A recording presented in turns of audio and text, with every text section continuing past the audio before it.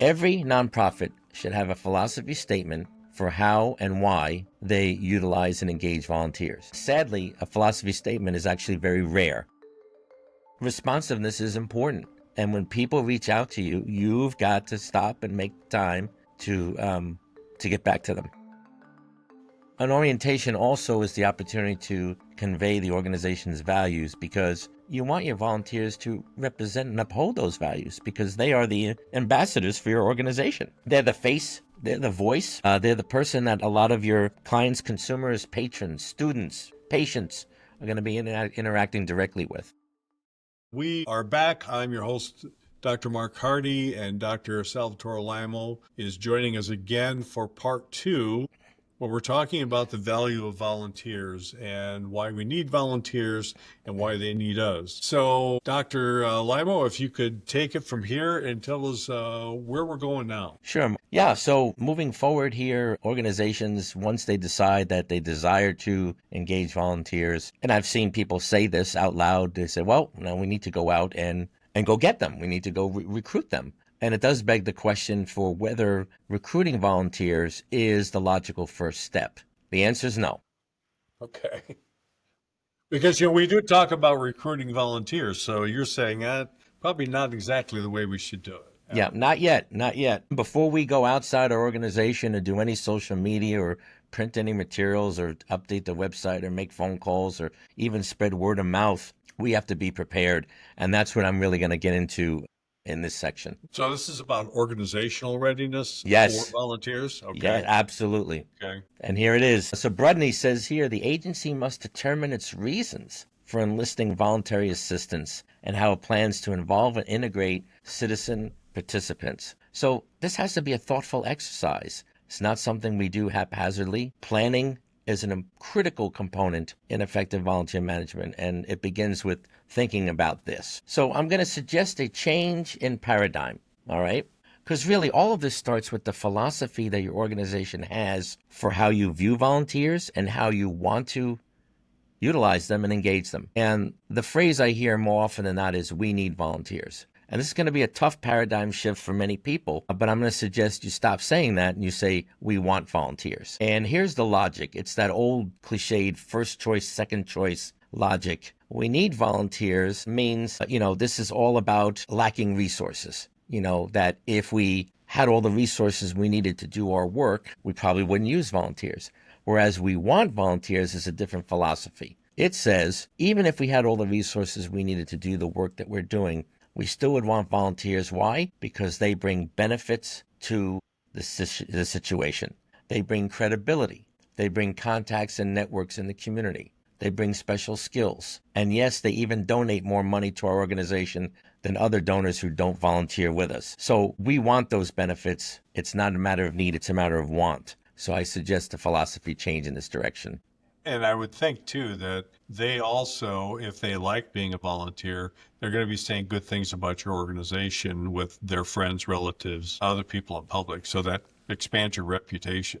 Absolutely, Mark. When we think about how we want to get a dentist or a doctor, we usually don't look up the listings. I mean, we may for, customer reviews, but word of mouth referral, it becomes important. And so we talk to our friends and relatives about those things. And just to kind of wrap this up in a nutshell here, our philosophy plus our culture. So philosophy meaning how we view volunteers, how we want to use them. And then the culture, is the culture inclusive and welcoming? Does the culture represent one that would be, most effective in using volunteers? When we combine that philosophy and culture, that is the value that we have as an organization to offer to anybody thinking about volunteering with us. So I recommend a philosophy statement. Every nonprofit should have a philosophy statement for how and why they utilize and engage volunteers. Sadly, a philosophy statement is actually very rare, but I'm recommending here that every organization have one. And it would begin very here by saying, and then the name of your organization values volunteers because, and then you would fill in the rest of that statement. But I'm going to share an example of a real one for you. So this is El Centro de la Raza. That's an organization grounded in the Latino community. Their mission is to build unity across all racial and economic sectors to organize, empower, and defend our most vulnerable and marginalized populations, and to bring justice, dignity, equality, and freedom to all the peoples of the world. And right below that, you see their volunteer philosophy. We are eternally grateful to our volunteers and the difference that they make. Skipping down, our volunteers are a member of our team. Our volunteers are our allies. They represent our diverse community. And they end by saying we believe that they should come with an open mind, positive attitude, and willingness to follow through on commitments. I have to tell you, I've never seen a statement like this about volunteers with any nonprofit I've worked with at all. And I'm wondering, is this something that should be incorporated into the strategic plan and the mission statement? Well, maybe not the mission statement, but maybe, I don't know. But it should be integrated into the way the organization functions and does things?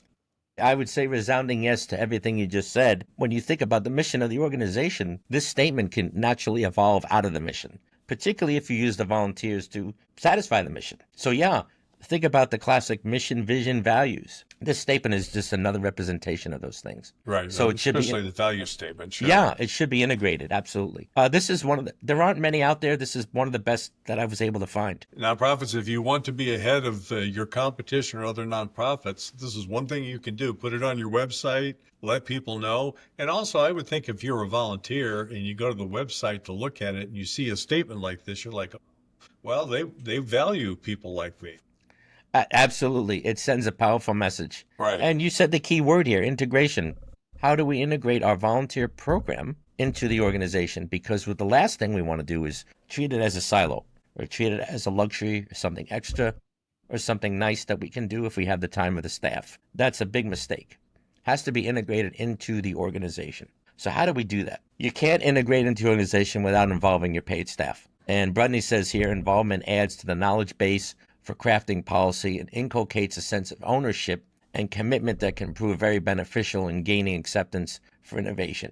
You know, after all, your staff are going to be working with your volunteers. They have to be involved on the front end of this process. It sounds very basic, but your staff have to understand what that looks like. Well, what does it mean that we're going to involve volunteers? And in what roles are we going to involve them and why? It's very basic and fundamental, but you can't move forward without getting this understanding up front first. Are staff sometimes threatened by volunteers? You know, oh my gosh, they're going to bring in volunteers and then I won't have a job?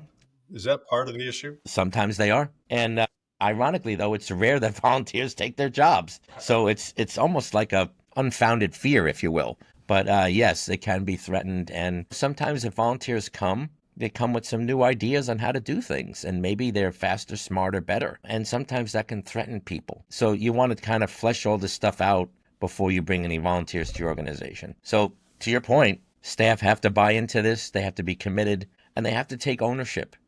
You know, when volunteers show up to your organization, they have to take ownership and figure out what they can do to help them and give them what they need. Yeah, they have to be part of the training process, obviously. Yes, absolutely. Absolutely. Yeah. And we need them to participate. So it's not like volunteers show up and the staff say, okay, well, all right, Sally, all right, Bill, you know, you can go over there and work off in the corner. And, you know, I'm going to go do my thing and you're never going to see me the rest of the day. I'm sure that happens, though. It does. Oh, I'm not making that up. I'm basing that on what I've seen. It does happen, you know. And, you know, to throw a bone to the staff for a minute, to give them a little grace and space. You know, a lot of them are overworked, underpaid, frazzled. It's easy to understand why their default position would be, well, I'm doing all this and now you're asking me to take more of my time to work with these volunteers. And in extreme cases, some of them have even said, well, it would be less time for me to do the work myself. Well, A, that's usually not true. B, they're missing the point. They're missing the value proposition of why you would want volunteers to do those tasks and responsibilities. So yeah, staff have to participate. They can't absolve their responsibility in this. You know, Roxanne Smollett, who was a former president of Boys and Girls Clubs of America, he was good friends with Colin Powell. And he advised her when she creates her board to make sure she brings on people who are what he called force multipliers.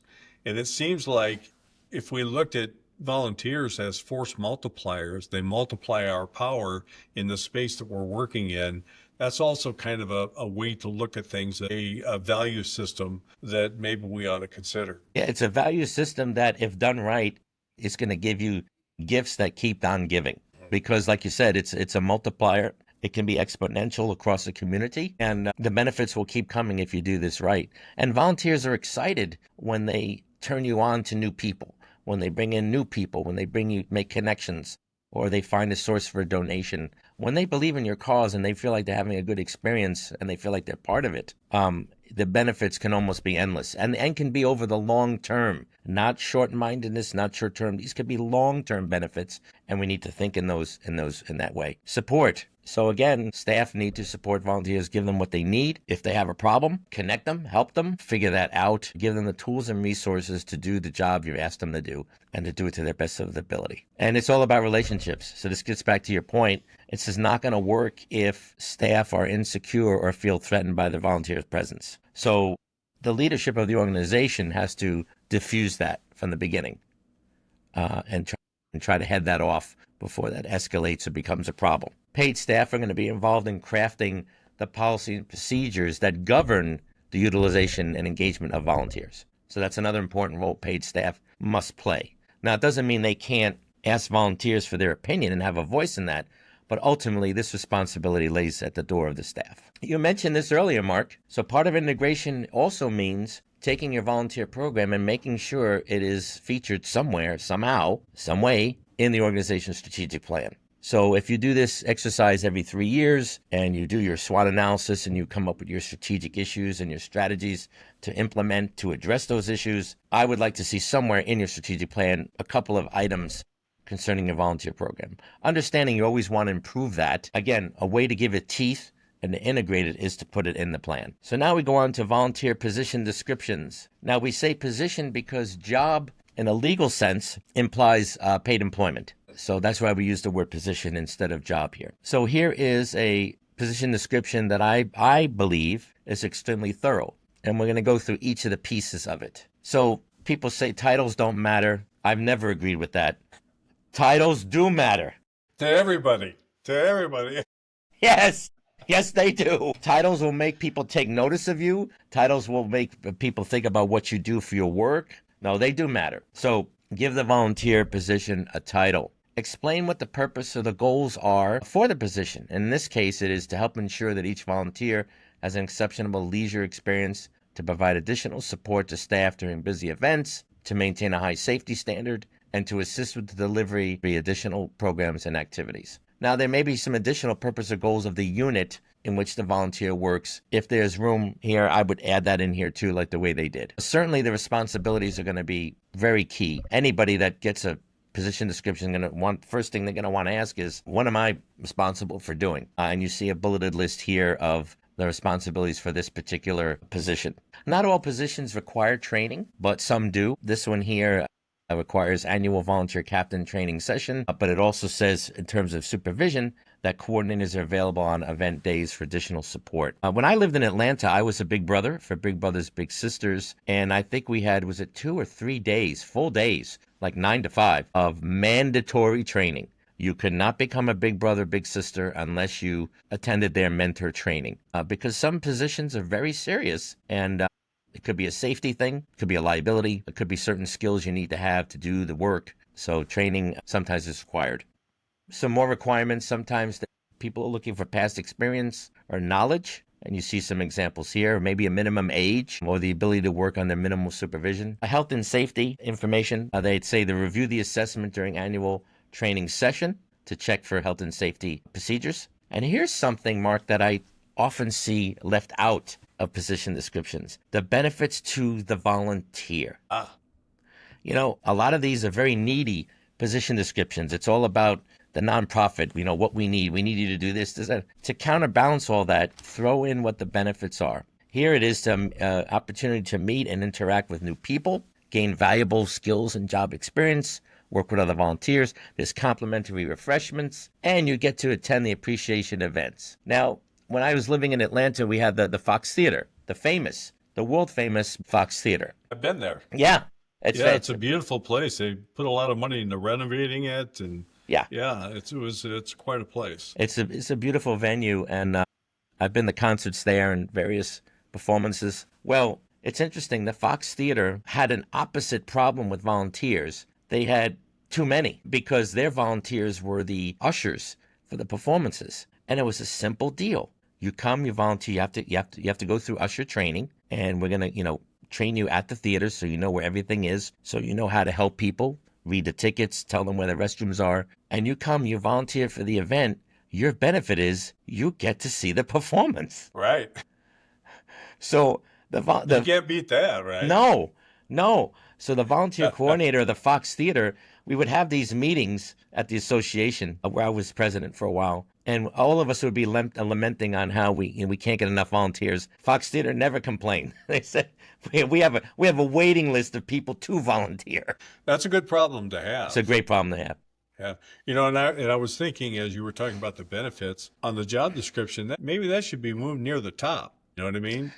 Yeah. Maybe you want to hit. Yeah. Yeah, because people are going to be like, oh, well, I had no idea that those are the benefits, and it might be more enticing to them. It sends a positive message, too, that you're hitting them right away with what's in it for them and not just what's in it for you. Correct. Yeah. Yeah. And let's face it, most descriptions or contracts we read, it's all about how it's going to protect the other person, not you. That's right? very true. So. That's right. Yep. The time commitment, is it evenings? Is it holidays? And then the length of the appointment, is this every Tuesday for 3 months? What is that all about? And then the supervisor contact information, very important. If you have a problem, if you have a question, who do you go to and how do you find them? And usually list more than one person, because if one person's out sick or on vacation, you want a backup of someone to be able to contact. So, this isn't perfect, but I would say it's a pretty good and thorough position description, just to serve as a model for the things that all of you should want to consider putting in your own. Well, I think if you have anything like this, you're way ahead of a lot of nonprofits. I would agree. I have a acquaintance of mine, an old friend, that he retired as vice president of a big restaurant chain. And he went to volunteer at some nonprofit. He retired early at 55. He had made a lot of money. So he was ready to donate to a nonprofit he could believe in. And he went all over and told them what his background was. You got Meals on Wheels. You've got a lot of food service nonprofits, so on and so forth. You would think that they would take this guy and go, hey, we really need you. We need your expertise. But he said he would put his application in. A lot of times they have them online to apply to be. He said he'd put it into 10 or 15 of them. Not one responded to him. And he said, Mark, I'm so disappointed. He said, really, nonprofits don't need this kind of expertise? Or this kind of help? Goodness. I said, well, it sounds to me like the nonprofit just was not organized in a way where they could take advantage of it. And I don't think they realized how they put people off, not only as a volunteer, but maybe as a potential donor. I think you're right. And I think in some of those cases, they have tunnel vision. So they have their volunteer opportunities and they're documented. They may even be well thought out in the way you say here with this description. But sometimes you have to go beyond that. And if you see a talented, experienced person like this gentleman you're talking about, maybe it behooves you to think creative and innovatively about how you can utilize those talents and skills. Absolutely. And I think one of the places he applied to was Big Brothers and Big Sisters, because his kids were grown and gone and he had plenty of time. And he said, but, even they never got back to me. And I won't tell you which one, but, it was very disappointing, because I thought, here's a guy who really wants to give back. And he can't. Well, unless he does it financially, right?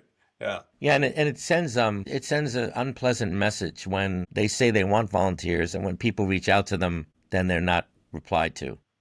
Right. It reflects badly on the nonprofit. Yeah. It does, and in today's world, right or wrong, because I think it's problematic that we live in a world of instant gratification and we expect everything,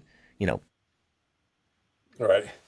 Regardless of that, though, responsiveness is important. And when people reach out to you, you've got to stop and make time to get back to them. Well, it seems to me, as the baby boomers age, and a lot of people are taking early retirement, they're retiring early. So they're retiring at, 50, 55, 60.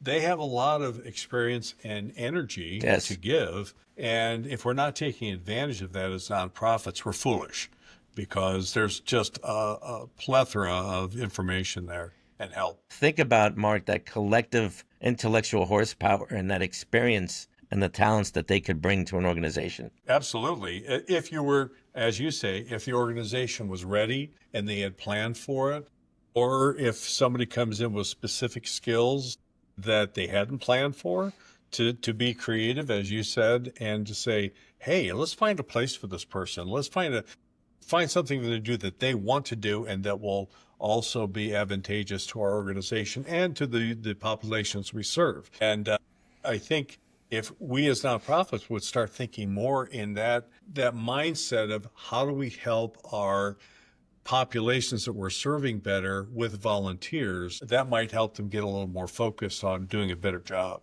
Yeah, when someone comes with, like that gentleman from the restaurant chain, with that level of skills and experience, that's where the organization should stop and be flexible and say, okay, maybe we can't think of right away how to plug him into our existing opportunities, but maybe we should create an opportunity for him because he can do things for our organization that other people can't do.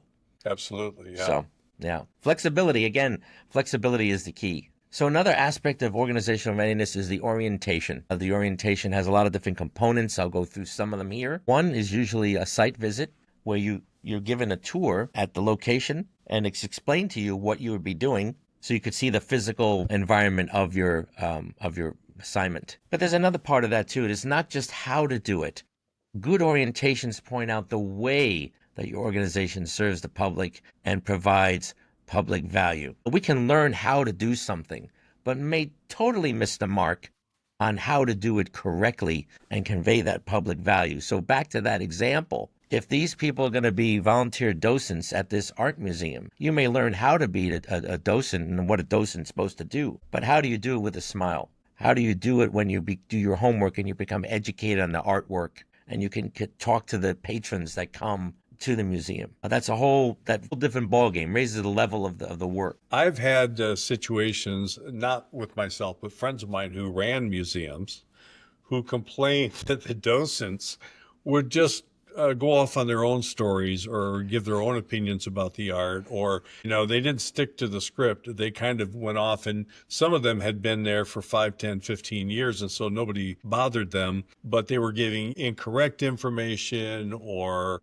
information that wasn't even true. So, there's one thing to recruit volunteers and orient them, but are we going to talk about how you then manage them once they get in there? We're going to talk a little bit about that, but okay. But we can pause here for a moment because okay. I think it's worth mentioning. Again, there's that proverbial line I mentioned earlier that you don't want to cross. You want to give volunteers freedom of voice, freedom of expression. You want them to feel empowered. But if they go off script to the point where it could be perpetuating a false narrative, if you will. An extreme example would be if they violate policies that jeopardizes the safety of your clients or consumers. So you want to sort of strike a balance, and if something's not right, you do need to stop and address it with the volunteer. You should not let that linger too long. Yeah, if you let it go 5, 10, 15 years, it's going to be hard to change it, right?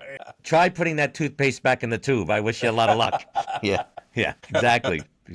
And then an orientation also is the opportunity to convey the organization's values, because you want your volunteers to represent and uphold those values because they are the ambassadors for your organization. They're the face, they're the voice, they're the person that a lot of your clients, consumers, patrons, students, patients are going to be interacting directly with. And it seemed to me when you said they're ambassadors for your organization, that's an important point. Because if they're excited about your organization, of course, they're going to share that with everybody. But it also seems to me one of the issues that nonprofits have are getting people to work on committees or to be on the board of directors. Yeah. They're always struggling to get good people on the board of directors. And it would seem to me that your volunteers would be a natural place to go to look at potential board of directors because they already have an interest in your organization. Maybe they are donors, already believe in your mission. And it seems to me that the more you cultivate donors, the bigger your share of perhaps getting new board members or committee members is. Yeah, and I have to give my former Girl Scout CEO, Harriet was her name. Boy, she was fantastic. And she was good at getting the high-powered people in Atlanta to serve on the board. So we had executives from Georgia Pacific, Delta Airlines, Home Depot, the headquarters of the largest corporations in the world in some cases. But she was also smart in that she also made sure to have other people on the board, like 3 senior Girl Scouts at all times. So we would always get that girl perspective. And to your point, Mark, longtime donors and volunteers. So a troop leader that maybe had been with our council for 25 years, all of a sudden now is serving on the board. You need that kind of healthy balance. You need that perspective. Absolutely. The other aspect of the orientation is you want to convey the seriousness of purpose. You have an opportunity in this orientation to set the tone for just how important it is the work of the volunteers and what's at stake. Don't sit back passively and assume that the volunteer is going to connect the dots on their own. They may not. It's incumbent for you, the organization, to convey that seriousness of purpose and make it so they can connect, okay, I'm doing these things. Here's how the things that I'm doing are going to impact the organization and the people we serve. Have fun, make people laugh, tell jokes, tell stories and anecdotes, make the orientation lively, make it fun. Show people that it's not all serious stuff, that you have a sense of humor. You can talk about expectations about the content of the position in the orientation so they can get a little more depth and breadth beyond the position description for what's expected of them and how they see that playing that. And expectations about the way in which the responsibilities and tasks should be performed. This kind of goes back to what I was saying earlier. Are we gonna be jolly? Are we gonna be doing this with a smile? Are we gonna be very sociable? Are we gonna be very approachable, accessible to help others? It seems to me if it's not fun, you're not going to keep volunteers around very Oh, long. no. Right. No. Well, yeah, because their immediate question is, why should I be spending my valuable, precious, expendable time doing something I'm not enjoying? Right, absolutely. I do a lot of the telephone answering for public radio when they do their big fundraising push. And we have a great time. I get there at 6 in the morning, which is not me, but I go there because nobody else wants to get there at 6 in the morning.